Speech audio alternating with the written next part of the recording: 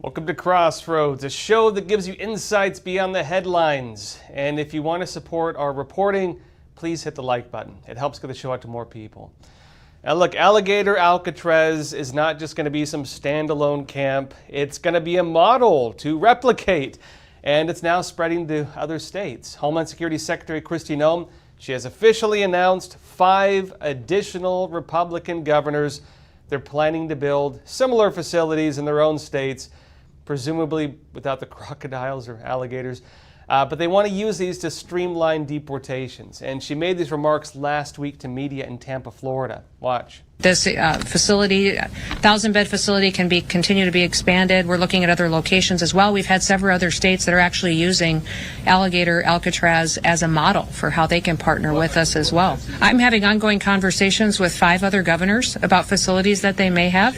You know, I haven't asked those governors if I can share their names, but announcements will be coming soon. As you all know, we need to double our capacity in detention beds because we need to facilitate getting people out of this country as fast as possible. And to sustain our operations, but those governors. So why does that matter? One of the big bottlenecks with Trump's plans for, mass deportations, it's not that they're not out there arresting people or rounding people up or whatever else. They don't have enough space to hold them. That's actually been one of the biggest bottlenecks for the deportations. There's also issues with states. Some are less cooperative than others. Currently, the main operations to facilitate these deportations, it's going through Texas and only recently now through Alligator Alcatraz in Florida. They've also been using Guantanamo Bay for it. So building additional facilities, that means more capacity, that means more processing, and more people loaded up on flights and so on. Meaning the bottleneck the problem's not completely gone, but they're broadening it. It's a big deal in terms of the capacity they have for this. And look, right alongside this also, illegal immigrants will no longer be eligible to get a bond hearing. Now look, until now, it's over now, but until now, they would used to be able to request a bond hearing, and that's now come to an official end. That also clears the way for deportations because there's less of a procedure in doing it. They can't really invoke different rights to delay the process. And also in response to this change, DHS wrote that the Biden administration, they say, dangerously unleashed millions of unvetted illegal aliens into American communities, and they used many loopholes to do so. Politicians and activists can cry wolf all they want, but it won't deter this administration from keeping these criminals and lawbreakers off American streets. And now, thanks to the big, beautiful bill, we will have plenty of bed space to do so. And that last part's important, by the way. Now, it's important to note, ICE and the deportation efforts, they got supercharged by the BBB, right? The big, beautiful bill. The expansions we're now seeing are things that were funded under the reconciliation bill. About, again, like $100 billion now just in ICE's coffers to do these types of operations. And not only that, Homeland Security also outlined a new approach to temporary protection service. This is also on the part where they say that the Biden administration used many loopholes in order to facilitate mass illegal immigration. One of the big policies was changes they made to temporary protection service. Now, they announced on X that was actually designed in the 90s, and the idea was to help people recover from natural disasters. It was a disaster relief program, not like a mass migration program. And DHS wrote, President Trump and Secretary Noem are restoring integrity to our immigration system and ensuring that TPS, temporary protection status, remains temporary. Because that's also the battle they're having with the courts right now. Again, it's called temporary protection status. But the courts are arguing every time they try to overturn it, every time they say, okay, we're removing the protection status of these individuals, time to go home. The courts continue to overturn that. The latest in that, by the way, is with the Haitians. So they officially ended TPS for Haitians, all the people who came in under that program, and they said it's safe enough to go back home. And a judge noted that, well, you're saying it's safe enough, but there's still a very high travel warning to Americans to not go to Haiti. If Haiti's not safe by your own designation, why are you saying it's safe to send people back to? The counter argument to that is Haiti's never really been safe, but that is the state of some countries, and they're not in the situation that facilitated the need for TPS, which was, of course, there was a coup d'etat effectively being run by gangs. That's now been put down, and so the crisis that justified the move has been put down. Now, look, in other news, though, one of the bigger cases that came out of the 2016 elections, you might remember the guy who was charged for posting a meme. That was Douglas Mackey. He was charged for posting election memes, joking about Hillary Clinton and so on. And he was accused of misleading voters, spreading dangerous election disinformation, and was facing a very long time in prison because of that. This guy has been dealing with this for almost a decade, and his case has now been thrown out. It's done. He's free. Douglas Mackey said this in X. He said, "Breaking, the Second Circuit Court of Appeals has thrown out my conviction for lack of evidence." He said the case has been remanded to the district court with orders to immediately dismiss. Hallelujah. Now, some background on that, because at least among Trump supporters, this was one of the more shocking cases that did come out of the 2016 elections. Of course, he wasn't really, brought through the ringers when Trump was president, but, afterwards, alongside many other people, he was criminally charged. And here's what he said explaining his story. This is the Meme Defense Fund, because remember, he was arrested and charged for posting a meme on the internet. It's a Doug story. On January 26, 2021, 6 days after Joe Biden was inaugurated, 8 FBI and other law enforcement agents showed up at Douglas Mackey's home and arrested him on felony charges with a 10-year maximum sentence. Imagine that. You posted a meme on the internet, several years back, and then suddenly the new president comes in, and then before you know it, 8 agents kick down your door and arrest you, and then you're facing 10 years in prison for posting a meme. I'd say his crime, posting a Twitter meme which mocked Hillary Clinton supporters. He posted almost 5 years earlier. It said Mackey had run the pro-Trump Twitter account, which was Rick Vaughn 99, and the government claimed his satirical posting, joking about, quote, texting to vote. In other words, you can vote by text, constituted a conspiracy on social media to spread disinformation relevant to the impending 2016 presidential election. Basically, he was charged with misleading voters. He was spreading images around saying, if you want to vote for Hillary Clinton, you can vote by text. Did you know you can vote over text? And that's apparently a crime. Now, a lot of people were saying it was a joke. They didn't think it was very funny. And now it notes it was, specifically the government was concerned that, quote, disinformation spread by these individuals often took the form of memes.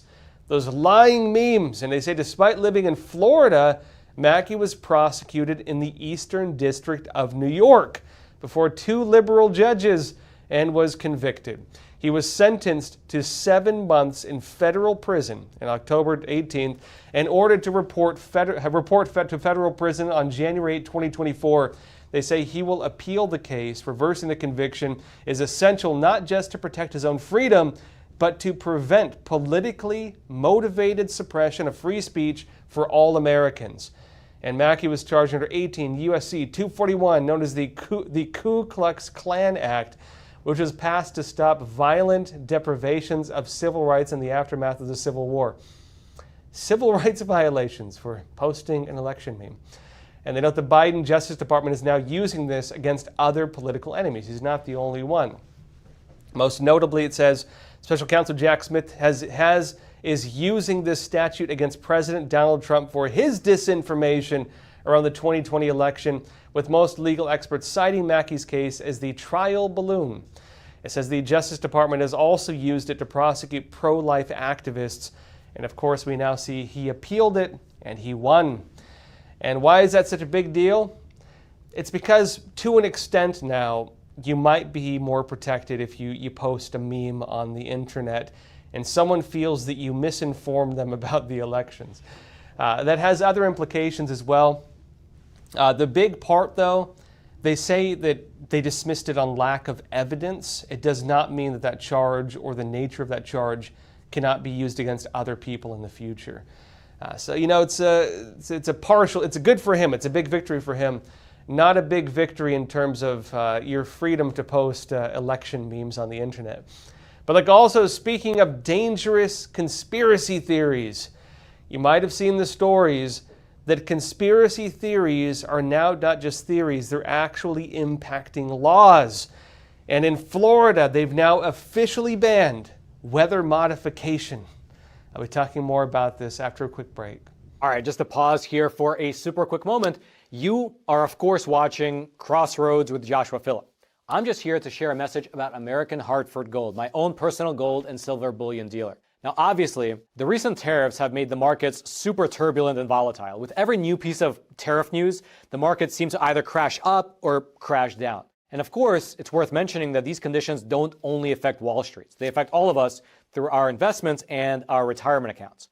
That's why I'd like to introduce you to a company that I trust and I myself use to secure my own savings, American Hartford Gold. They specialize in helping Americans move our assets into something tangible, into something you can actually hold, which is physical gold and physical silver, two precious metals that act as a hedge against all those decisions being made in Washington, D.C. They have an A+ rating with the Better Business Bureau. They have thousands of 5-star reviews, and they make the whole buying process super simple. Your metals can be shipped directly to your door, or you can transfer your current retirement account to a tax-advantaged gold IRA. And the best part is that right now, American Hartford Gold is offering an exclusive offer.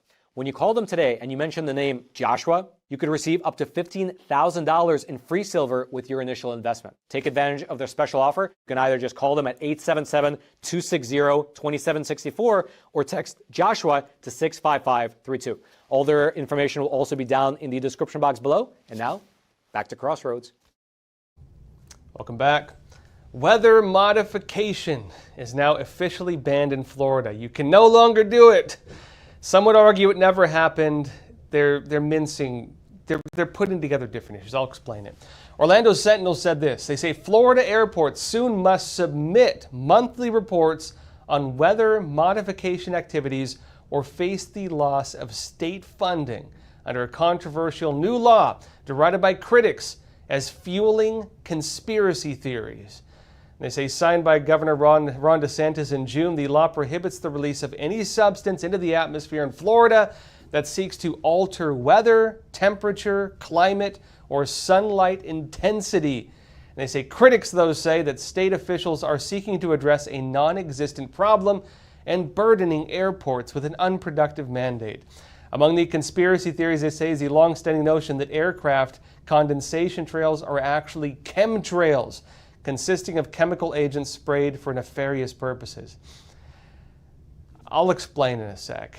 Real quick, Florida Attorney General James Uthmeier, he posted about this decision as well, and he wrote on X, quote, "This morning I sent a letter to all public use airports in Florida addressing the state's new ban on weather modification. This landmark legislation marks another victory for health, freedom, and environmental protection in Florida. We expect full cooperation from our airports and will take swift action to ensure compliance if necessary." So what are they really doing here? Well, when it comes to weather modification, what these news articles and critics are doing is they're conflating weather modification, things like cloud seeding, things like stratospheric aerosol injection, things that are actually being discussed and are being done. They're using stratospheric aerosol injection, for example. There's companies doing it. They do it and then they sell like carbon credits and you can buy them as a company to reach net zero. This is not a conspiracy theory. There are for-profit companies doing it. You might have seen some of the reports, Bill Gates funding some of these programs. In no way is that a conspiracy theory. Many of the articles, news outlets criticizing this have themselves, going years back, even reported on this, claiming it was going to be the big solution to climate change, dimming the sun. So there's a lot of intellectual dishonesty in how they're framing this. Cloud seeding is also, I wouldn't say very well known, becoming very well known. Countries like Dubai, they use it very often in order to induce rain. And there are places in the United States that do it as well. In fact, right ahead of some of the big floods, they were doing this, which does raise some concerns over lack of studies on it, because some people believe that it may be causes of flooding. Now, is that the case? We don't know because they don't really study it, but we do know they do it. So what Florida is doing is they're banning that. And so media conflating that with so-called chemtrails, they're lying to you. They're being dishonest. On that point, though, another topic, apparently some systems of the Department of Defense have been managed by engineers in China. Imagine that. They're outsourcing some of their IT to one of our greatest adversaries, and this has been going on for years. ProPublica said this: maintain the Defense Department's computer systems with minimal supervision by U.S. personnel, leaving some of the nation's most sensitive data vulnerable to hacking from its leading cyber adversary, and a group that hacks us all the time. A ProPublica investigation is found. Now, notes the arrangement, which was critical to Microsoft winning the federal government's cloud computing business a decade ago. They say it relies on U.S. citizens with security clearances to oversee the work and serve as a barrier against espionage and sabotage. But these workers, known as digital escorts, it's a funny name for it, often lack the technical expertise to police foreign engineers with far more advanced skills, ProPublica has found. They say some are former military personnel with little coding experience who are paid barely more than minimum wage for the work. And it says further, and the system has been in place for nearly a decade, though its existence is being reported publicly here for the very first time. Why is that problematic? Imagine you have an IT system, or just computers in general, and you're outsourcing that to a country which tries to hack you and successfully hacks you all the time. Now, how might China use that? I can tell you right now, if it relates to the Pentagon and international defense, the chances of the CCP not taking advantage of that are almost zero. Almost without a doubt, the Chinese Communist Party would be using this. It's stupid to think otherwise. I've actually heard of issues going back years on issues just like this. It's actually not even just the Pentagon, it's widespread. Widespread in government and in business. There are cases where Chinese Communist Party agents will even set up IT centers, right? Outsource your IT work to these professionals. And it's being run by the Chinese military, right? They won't tell you the Chinese military, but the Chinese military. Companies basically make contracts with them and they handle their network management. This is a massive national security threat. It's like someone's trying to break into your building and you just give them a key to the back door. That's basically what this is. With no oversight, relatively speaking also. Now, look, also on that note, though, of Chinese Communist Party surveillance, somehow the CCP has found a way to become even more totalitarian. Just when you thought it wasn't possible, the CCP is pushing out a brand new type of social surveillance of the Chinese internet and of Chinese people and everybody there. Washington Post said this: China has long mastered what was once considered impossible, completely controlling the internet within its borders. On Tuesday, it says Beijing will take another step towards centralizing its power over the web, just when he thought that they couldn't go any further. It says they're introducing a government-run digital ID system that will enable it to even more closely censor and surveil the country's 1 billion internet users.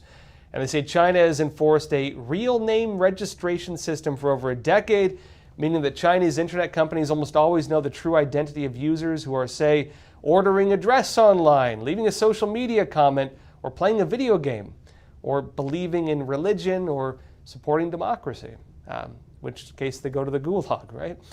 And they note with the new centralized ID system, the Chinese government will take over the process, meaning it's no longer the businesses doing it, it's no longer the IT companies doing it, it is the government itself. Now, many people would argue, myself included, The CCP already controlled that. This just pulls out the middlemen, meaning what this does is they pulled the veil off. They removed the mask, and they're making it clear the CCP is watching you. This is more a message to the Chinese people, I'd say, than it is an actual change of systems. But they note that users who submit a trove of personal information, including scans of their faces, will receive a unique code to access online accounts. This means that companies like social media site Weibo or online shopping behemoth Alibaba will no longer be able to see the personal information of their users with digital IDs, but Chinese authorities will be able to see the real identity behind online accounts across a range of sites.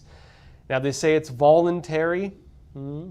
They say although voluntary, experts fear it may not remain so, or that it will become so widely required as to make it effectively compulsory. And in my take, look, when you're dealing with the Chinese Communist Party, there's no such thing as voluntary. Again, they already have a real ID system. A lot of it's actually done through your phone. Like your phone is like your passport in China. It has your health code on it. It has your go directly to jail, do not pass go thing if they decide you should be locked up. It has a lot of other things on it. So your phone is like directly connected to you. Everything is tied to you as an individual. They have the social credit system, which monitors everything you say and do on the internet, which can and is used against you there. And in China, when they say that this is a voluntary program, more likely if you choose to voluntarily not do it, they could take that as a sign of guilt. It means, what are you hiding, comrade? By the way, also, they've renewed the use of comrade as one of their official greetings. It was an actual notice sent out from the CCP just recently. Now, keep in mind also, things like this risk spreading. This is not just, look, it's in China now, it could be everywhere in 10 years. In fact, they're even talking about it. Many of these surveillance systems the Chinese Communist Party has been developing, they're implementing them in other countries. I would actually say this is one of the bigger national security concerns with the Belt and Road Initiative. When the CCP goes to a country in Latin America or Africa or even a Western country, because they are doing it in some, and they say, hey, let us build your internet infrastructure. Let us build your next smart city. Let us handle the construction of all of this. We'll give you a loan. You'll never be able to pay it back and you'll default, then we'll own it. But you'll get a loan and we'll build it for you. When they do that, they install all of these systems in that. And the governor or the mayor or the president of that country is going to be tempted by that little red button. Press to enact communism. And some of them do. So when the CCP goes and creates these systems, they're also exporting what's called the China model, the CCP's model of government, which is totalitarian communism, including the social credit system and everything. Even some first world countries have done it. In Australia, Darwin, Australia, they implemented the social credit system, the CCP's social credit system. And in other parts of the world, even in some parts of Western Europe, they're doing similar things. This is not just like a communist bloc or, developing country type thing. Even first world countries are starting to do it. Now, look, on another topic though, right here in the United States, there are new investigations into the attempted assassination attempts against President Donald Trump. Now, you might remember when Trump was shot in the ear and everyone was wondering, well, how did they not see the guy sitting on top of a building with the sniper rifle? And why was he not shot? And why did the counter sniper not shoot him? And why did they wait till he fired before they fired back at him? And why did they miss and the police had to do it? Why did they ignore all the calls from the crowd saying, hey, there's a guy with a gun up there? Why did that happen? And what kind of a bodyguard waits till you get shot before they take out the guy who's shooting at you? All questions now being investigated, and it's now being revealed, interestingly, that credible threats were actually known. And apparently they were failures in security to take out those threats. Newsmax said this: former President Joe Biden's U.S. Secret Service received a credible threat on President Donald Trump's life just 10 days before last July 13th's Butler, Pennsylvania rally, where again Trump was shot in the ear, but chose to leave the assigned details for Trump and the rally in the dark. They did not tell them, allegedly. And they say this past weekend, the Government Accountability Office produced to me, this is again the person who received it, Chuck Grassley, to me its report on the July 13th assassination attempt. Chuck Grassley told the Senate in a floor speech Monday night, and he added, the Government Accountability Office's report starts by stating, quote, the Secret Service failed to implement security measures that could have prevented the assassination attempt on then former President Donald J. Trump during a July 13th, 2024 campaign rally. And according to the report, he says, prior to the July 13th rally, Secret Service received information from the intelligence community about a threat against President Trump's life, yet this threat information was not shared with Secret Service personnel or local law enforcement officials, all responsible for securing that event. And they say clearly, had all federal, state, and local law enforcement officials known of this threat, it would have changed how they secured the AGR building where the sniper opened fire from, because they didn't properly secure the area. Obviously, because the guy could have killed Trump. He killed someone in the audience, actually, when he missed. But had Trump not moved his head a little bit, that individual would have assassinated Trump. And they let him get his shots off before they returned fire.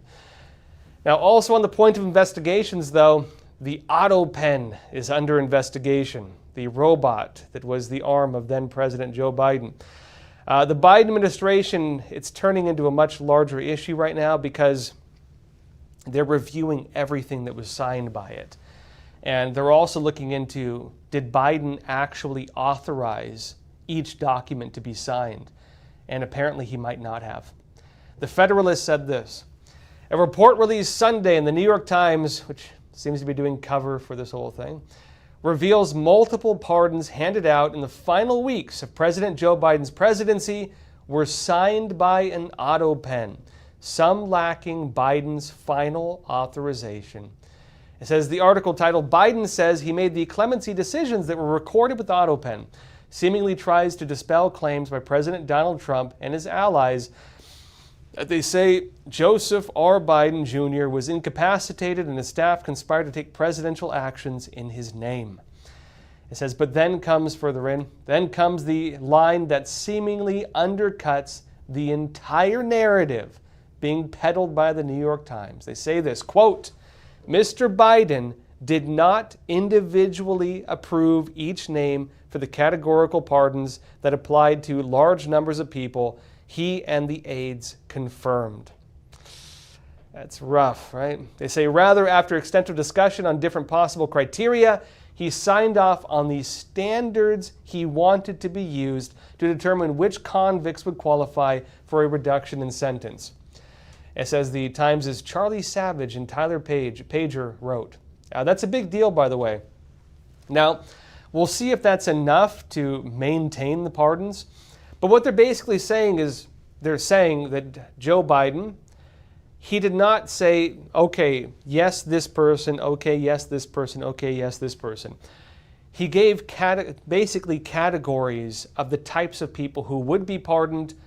The question then is, who went out and selected the individuals and who verified that? Who confirmed, okay, this guy looks like he fits the persona that the president laid out. Let's pardon him. Did they expand that? Did they exaggerate it? Did they throw their buddies in there while they were at it? These are all important questions that we'll hopefully get answers to. And they note, according to the report citing an aide, however, small changes to the list kept occurring after Biden signed off. After Biden signed off, small changes kept occurring. What's a small change? Hey, let me throw this guy in there. Let's get this guy a pardon. Small changes, right?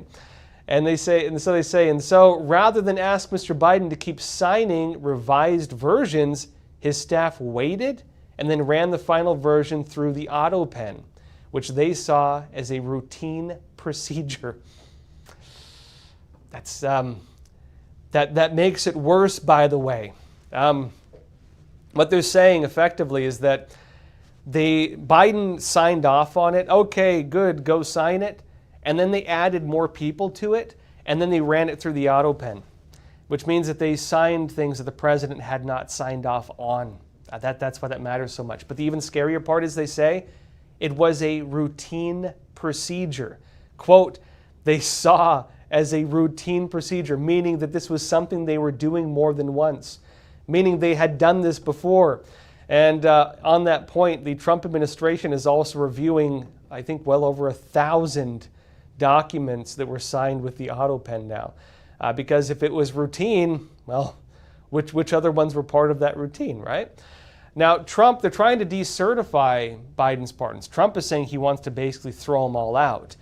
If it turns out the Autopen was also used to sign executive orders or bills, right, goes through Congress, signed by the president, it's possible those could actually be decertified. They could cancel them.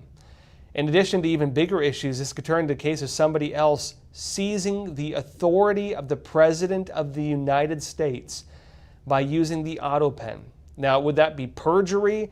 Would that be, I don't know, a coup d'etat, whatever you call it? But it was somebody acting as the president, using the president's name, probably without authorization. That's what's being investigated currently. We'll see where that goes. We'll see if anything ever happens with it, but they are investigating it. And, well, it could, at the very least, could be used to overturn at least some of the pardons, which could also reopen some investigations, including into vaccine issues, including into J6, including into a lot of other issues. So stay tuned for that. All right, everyone, that said, questions, comments, anything you'd like to talk about, leave it in the chat. Let's jump to some questions.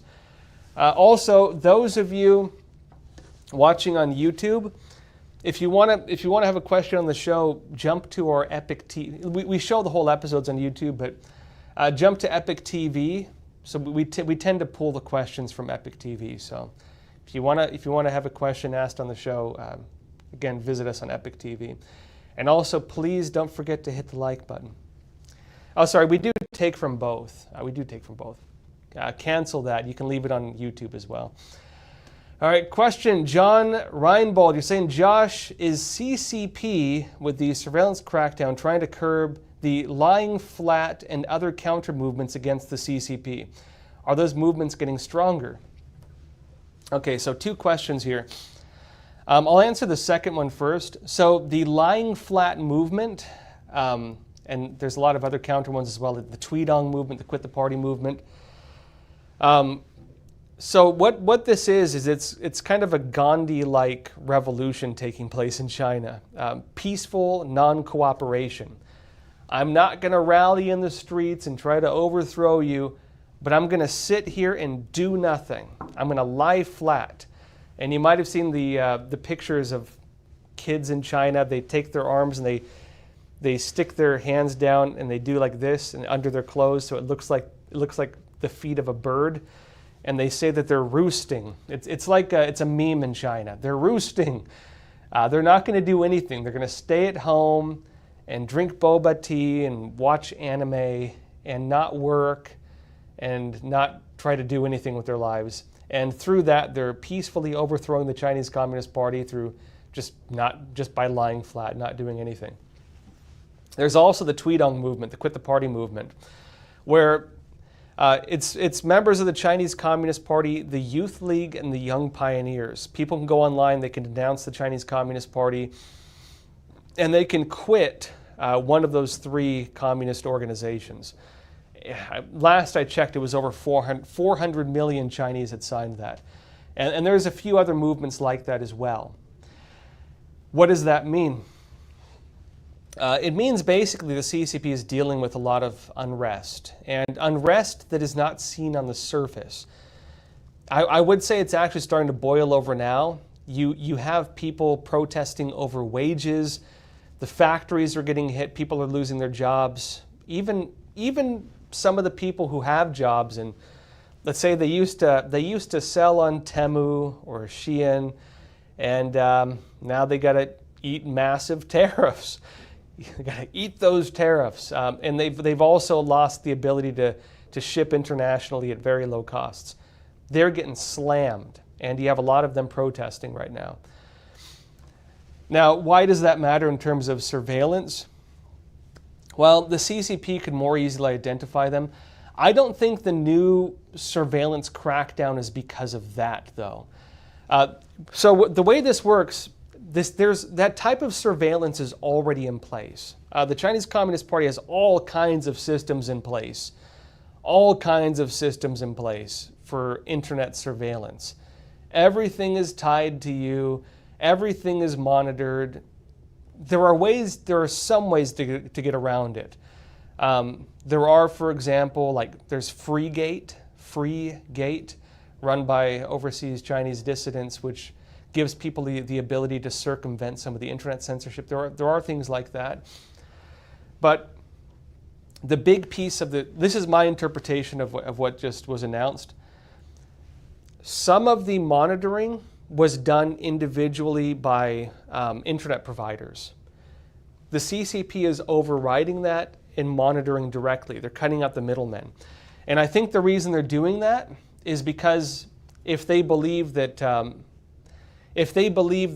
IP or internet provider is maybe being run by a factional adversary, they want to overtake the ability of that factional adversary to maybe not report something or an issue like that, to do something that the CCP is not aware of. I think it's actually a demonstration of lost trust, where the CCP wants to even cut out the middlemen that were effectively even part of the state-run system. This is them overriding even that. For the average Chinese person, I don't think this will make too much of a difference, but for the superstructures in China, very much it will.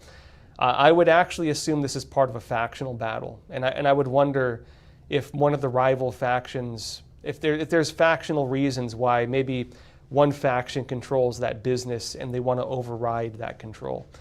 That kind of stuff often is the undercurrent of things you see on the surface in China. Judy Akeem, you're saying, Josh, might this have been a case of actually hiring a U.S. company that was outsourcing work into China? Most U.S. companies do that, not knowing or caring about the risk to keep profit margins high due to cheap labor. Yeah, that was the context. So the Pentagon was hiring, according to the article, right, Microsoft, right? And Microsoft was hiring these contractors. But as I've mentioned before, this is a bigger issue. I can tell you my source on this. Years ago, there was a guy, he was a former vice president at a major U.S. bank. And it turned out that his wife was a Chinese spy, and he didn't realize it. It was like a spy movie, right? I'll tell you some funny stories. So he slowly started realizing that he married a Chinese spy. He was Chinese himself, and he was a former student democracy activist in China, which is probably why he was targeted. They go to a shooting range together, like a pistol range, and his wife is like, "Oh, haha, I never shot a gun before." And she's shooting, and it's like bullseye, bullseye, bullseye, like she's just hitting bullseyes. And he's watching this, like what, like where did you learn this? You know, like she had firearms training. Later on, he actually finds that she had like Chinese military. He found her Chinese military documents. She actually had them still. And then one day he comes home, early from work, and she's with another man. Not like you might think. She was with another man using his USB stick, because I guess they have security systems for the banks. And she and this other man were accessing the bank's networks using his identity. And then, of course, she divorced him and just ruined his life, took him through the ringers, destroyed his life. But anyway, he was telling me some of the research he had done into this. And he had uncovered that there were a lot of companies that were outsourcing IT work to China. The CCP was aware of this, and so the Chinese military was actually setting up some of those some of those organizations that would work as the places you would outsource the work to. The Chinese military was doing it. So when I saw this, I was like, yep, there it is. And I've seen other cases like this over the years, but for the Pentagon to be doing this, again, by proxy, it's not like they hired some Chinese agents to do it. By proxy, it is a big deal because that's a pretty big security. That's a pretty big security issue if our own military is doing that, right?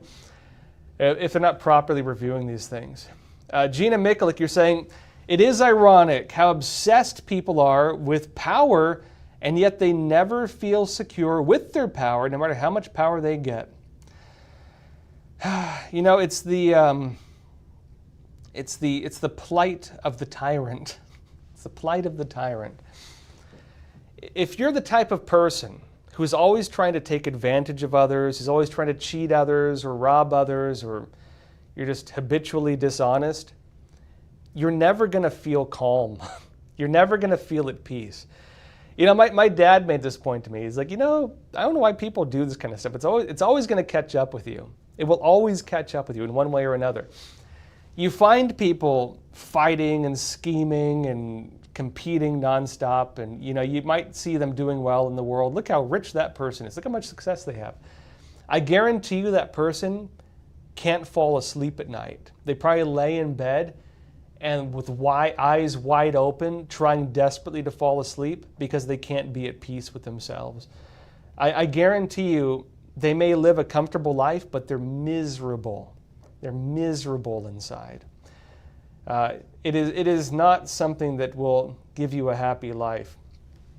And you can look at some of these tyrants, right? Look at Joseph Stalin and him purging all the people around him out of paranoia. Look at these communist leaders when they go and have drinks together, and they click their glasses and they look at the glass and they just put it down. Like they don't trust each other, right? That amount. Let's put it this way: scheming, dishonest people assume that other people are like them. There's a saying in China that a thief cannot understand why other people are not thieves. People who think like that will always be suspicious of everybody else. And so they live with this type of paranoia. They just live with that type of paranoia. And you see what it does, that sometimes paranoia also breeds reason to be paranoid. Sometimes distrust breeds distrust. And when you're scheming and doing all these things, they're probably actually turning people against them.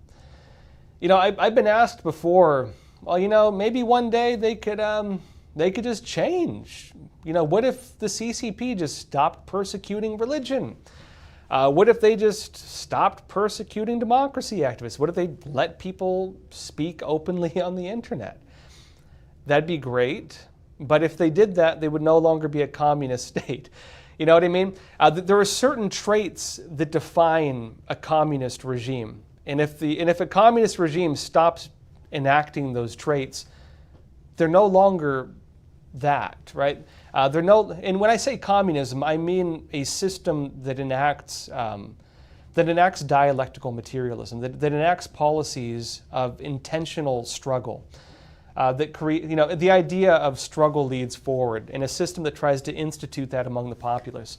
If they stop practicing that, they've stopped being communist. And so it's like saying, imagine if the cat would stop hunting mice. Well, maybe that's a bad example. Some cats are too lazy to do it.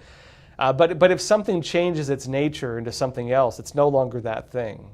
So what a great day it would be if they stopped being communist. But if they stop acting like communists, then they're a different system, right?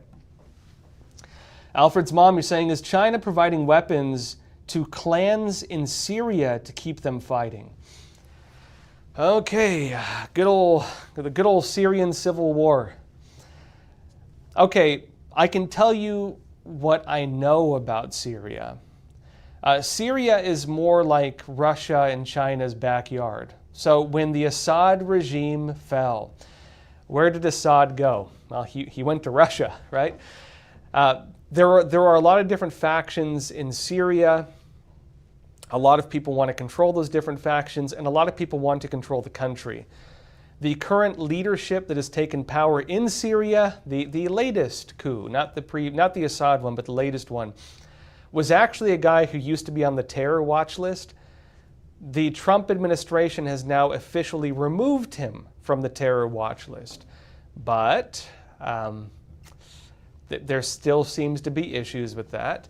You might have seen, I think it was last night or this morning, they're saying Israel bombed bombed a couple targets in Syria. It seems that one of them was tied to the military, I believe. And so something's going on there. And I don't know if Trump would be too happy about that, because Trump was actually trying to develop ties with the new Syrian government. Some people have kind of joked around about the odd choice of words. So look, you have a guy who overthrows the government that overthrew the last government, right? He is a designated terrorist. He's actually, like, they have awards out for him in the United States. He takes control of the government.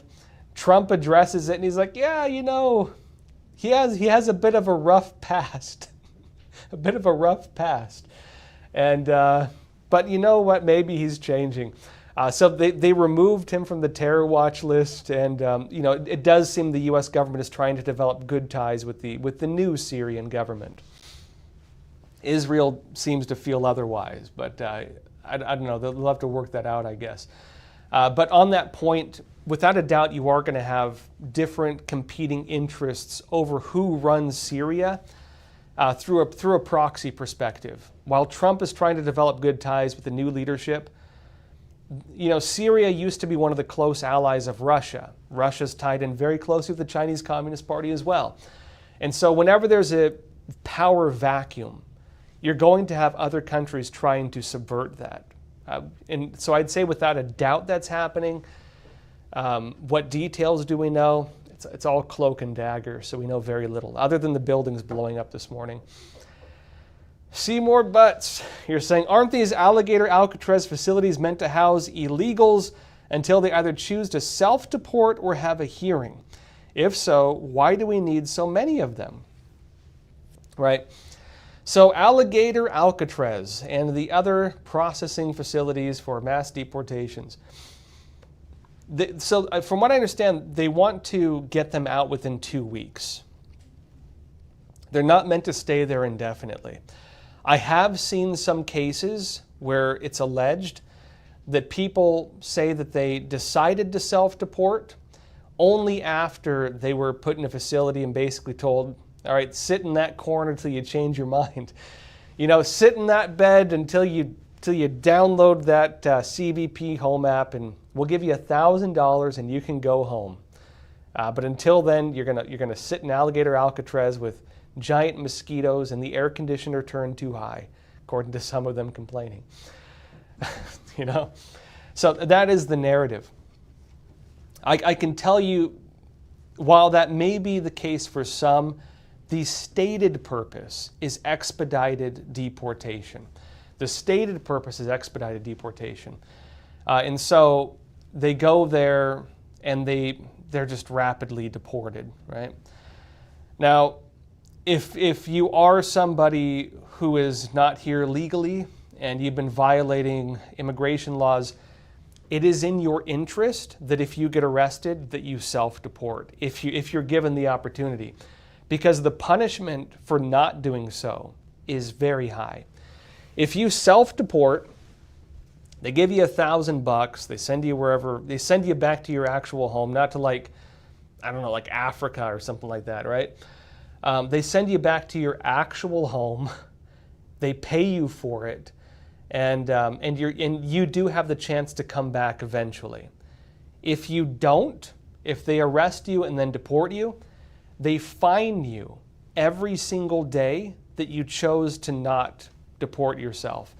So that can be done retroactively. They can seize your assets. If you came here and you own a home or you bought a car and you have a bunch of stuff in your house and maybe you have family here, you can lose all your assets. They can fine you, not only going forward, but retroactively, and you can never come back. So if you have family here, unless they go visit you, you're not going to see them again. It is very much in the interest of these people. If they're given the option to self-deport, they should take it, because the consequences otherwise are very severe. They're really cracking down on it, actually. Let's see. Martin McKenzie, you're saying, the CCP stealing from the West again. When will our leaders learn that they are a criminal state? Yeah, you know, and there are a lot of China watchers who note that. If you were to define the Chinese Communist Party as anything, right, in terms of what is the government, what do they represent, like what are they like, the closest thing is a mafia. They operate like a mafia. And this is the weird thing about China. So China actually does have a government. The government is the state council, right? So that is the normal government they have there. The issue is the CCP sits on top of the state council and controls other elements within the system. When they did the reforms and opening up, they formed an actual government, right, which is not communist per se, but they placed that under the control of the Chinese Communist Party. And then the CCP has additional things that it directly controls as well. And so many China watchers have pointed out that the actual CCP system, it works almost like a parasite. The system can function totally without this. The Chinese government, the Chinese society, the Chinese police state, everything can function without the Chinese Communist Party. The only thing the CCP does is sucks its blood. It's a parasite, right? It's like a parasitic system. All it does is create just an incentivized corruption. In fact, in China, it's like you're just encouraged to step on other people's heads to get to the top. It's all based on social struggle. And that's also one of the things a lot of the kids are checking out from as well. They don't want to be part of the very, very aggressive rat race. The Chinese, I have a friend who went to business school there. He said that they have a big mural on the wall, and it's all these guys in suits, and they're like, there's like a goal at the top, and they're like stepping on each other's faces and stuff. The implication being, if you want to succeed there, you have to be ruthless. You have to take advantage of others. You have to hurt others. You have to take from others. And that's what the CCP really represents. And you wonder why they can't do anything, right? Why every time they pay for something. Okay, funny note of contractors in China. So have you seen they call them, this is just one example of this. You ever see what they call tofu buildings? You might have seen on the internet, there are people inspecting Chinese construction, and they're taking their finger and they're sticking it like through concrete, and it's like just crumbling and falling apart. You have people looking at rebar, which are like, you know, the metal pieces that work for the structural integrity of a building, and it's like plastic. They're wrapping it around their arms. It's like rubber, right? And it's a big problem too when there's flooding or an earthquake, because what happens is the buildings collapse and people die, and they blame it on what they call tofu buildings, because they say the structural integrity is about as strong as a block of tofu. You know, why does that happen? Because of corruption, because of graft. So what happens is this: the Chinese Communist Party will say, okay, we want to build a new housing development or something like that, build a new airport, and they delegate money to the project.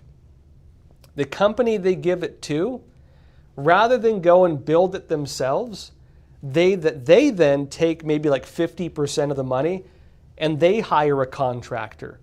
And then the contractor they hire takes about half the money and they hire a contractor. And then the contractor of the contractor hires a contractor, and so on and so on and so on.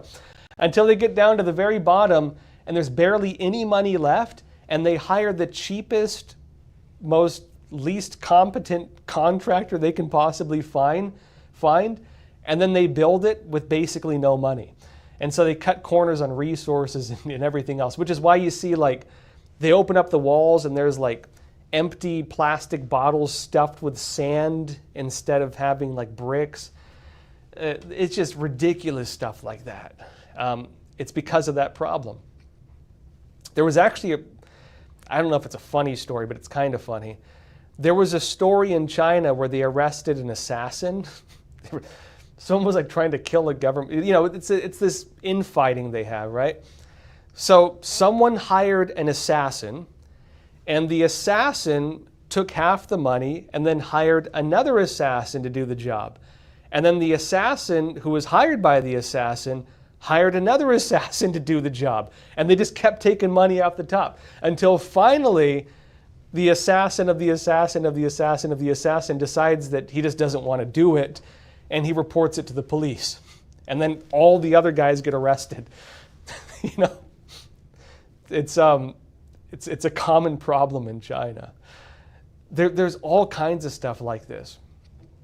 You know, when they come out and they talk about, hey, we managed to develop a high-tech chip today. I was told a really funny story about that as well. This was years ago, so I don't know if this was the case for the recent ones. But you know when people come out and they're like, China managed to do this, look at what they've accomplished. So there was a business and they were trying to develop semiconductors in China, right? Which, you know, they're still trying to do. So they hired two different companies to do it. This is told to me by a Chinese friend who, you know, was in the know with this stuff. They hired two contractors to do research projects and try to develop semiconductors. One of the contractors stole the money and put all the money in real estate, right? And that's one. The other contractor, they went and bought a semiconductor from the United States, and they scratched off the name, like, you know, the logo of the company, and then tried to say that they developed it. And that's how it went. So there's a lot of corruption in China. It's insane. There's so much dishonesty. Judy Akeem, you're saying that change is not available to them spiritually. Yeah, you're talking about the communism, right? Usually a regime stays in the quality of consciousness it was created in. I fully agree. Unless the individuals in it improve drastically en masse. That's why the CCP had to persecute Falun Gong. And actually, it's why they say they had to persecute it. The Communist Party declared that. So basically, Jiang Zemin, the former head of the CCP, back in 1999, July 20th, coming up soon, actually the anniversary of it, basically gave orders for the CCP to persecute Falun Gong. It went against the wishes of the entire Politburo Standing Committee. He was the only person at the leadership who wanted to persecute it. And the reason was there was no reason to persecute it. Every study they did on it said that Falun Gong was good for society. It was improving social stability because people were, you know, trying to become good people. It's teaching people to be honest, to be considerate of others, to endure and not retaliate. And what they declared was that the values of truthfulness, compassion, and forbearance were antithetical to the atheistic rule of the Communist Party. And that's why he enacted the persecution. I mean, torture, genocide, re-education through labor, horrifying stories, organ harvesting, and so on. 100 million people. They launched a persecution against 100 million people. And, you know, you could say the same thing even with the Soviets. Like, why would they care to persecute Christianity? Like, why would they care? Like, why is it such a big deal, right? I would actually agree with Judy Akeem on that it's because it's in the mentality that the systems were created in. And when if there's a system created in evil, they will hate goodness, right? They will hate goodness.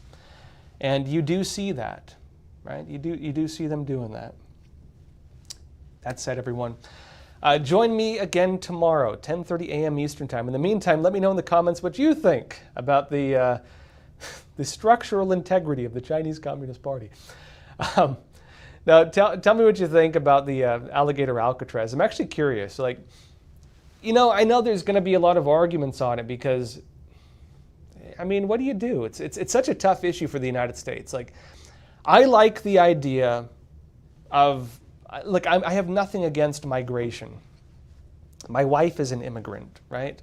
My in-laws are only alive because France was so nice to allow them to migrate. My mother-in-law, her entire family was killed by the Khmer Rouge. Her entire family was killed by communists. My father-in-law escaped a Khmer Rouge, the killing fields. He was in one of their death camps. Were it not for the West being very kind and allowing them to migrate, neither one of them would be alive right now. And so, I understand. I do think it should be something done with graciousness, that you should have gratitude if people open their doors to you. And I do think maybe that's part of the reason why people are so up in arms about it. If you look at Europe and the problems they're having now, is they feel the people coming are not grateful. They feel that they're acting entitled, they're not respectful to the cultures, and they're taking advantage of things and getting involved in crime. It's not to say it's all of them, but if you have 100 people and one person does something bad, a group will always be defined by its most extreme elements. And that's just what people perceive. They don't necessarily represent everybody, and unfortunately, because of just the way that humans perceive other people, we tend to do that. Let me know what you think. Do you think Alligator Alcatraz is the model to do it with? Is this something we should do? Do we have to do it? Should we just give them all citizenship and let them all vote in our elections? What is the solution? I want to hear your opinions. So that said, join me again tomorrow, 10:30 a.m. Eastern Time. I'll see you then. And as always, please take care of yourselves, stay informed, and stay free. Thank you.